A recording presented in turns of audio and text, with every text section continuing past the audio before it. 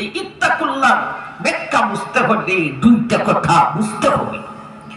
আল্লাহকে ভয় করো কথাটা বুঝতে হলে দুইটা কথা বুঝতে হবে।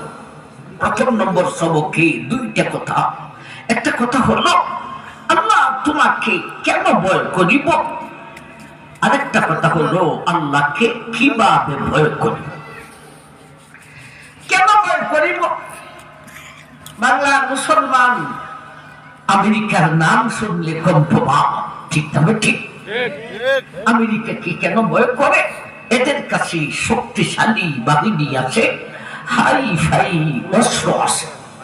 আল্লাহ তুমি যে বলেছ তোমাকে ভয় করতাম, তোমার কাছে অস্ত্র আসেনি, তোমার কাছে বাহিনী আছে।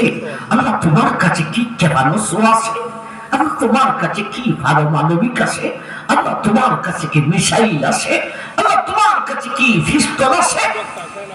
ইত্তাকুল্লাহর ব্যাখ্যায় লিখেছেন, ইয়া আইয়ুহাল্লাযীনা আমানু তাকুল্লাহ, হে ঈমানদার আমি আল্লাহকে তুমি ভয় করো। আরে আমার কাছে অস্ত্র আছে, আমার কাছে বাহিনী আছে। আল্লাহর বাহিনী কি একটু পরে শুনিনি আমার ভাই, আগে শুনি আল্লাহর অস্ত্রটা কি।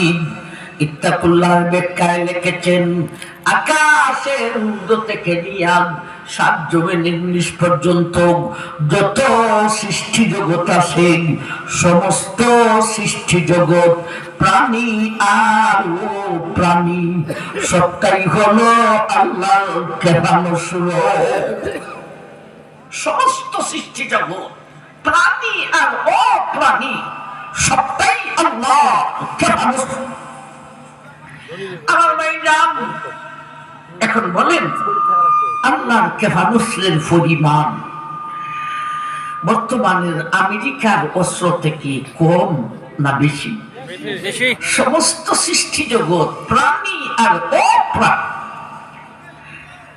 দুনিয়ার শুরু থেকে নিয়ে শেষ পর্যন্ত সমস্ত পরাশক্তি সমস্ত রাষ্ট্রের অস্ত্রকে একত্রিত করলেও আল্লাহ অস্ত্রের কোটি কোটি ভাগের এক ভাগ হইবে না, ঠিক না? ঠিক। আল্লাহ যদি ইচ্ছা করেন যে কোনো জাতের প্রাণীকে দিয়া বেঈমান পরাশক্তির সাথে যুদ্ধ করতে পারেন, আল্লাহ যদি ইচ্ছা করেন যে কোনো জাতের অপ্রাণীকে দিয়া বেঈমান পরাশক্তি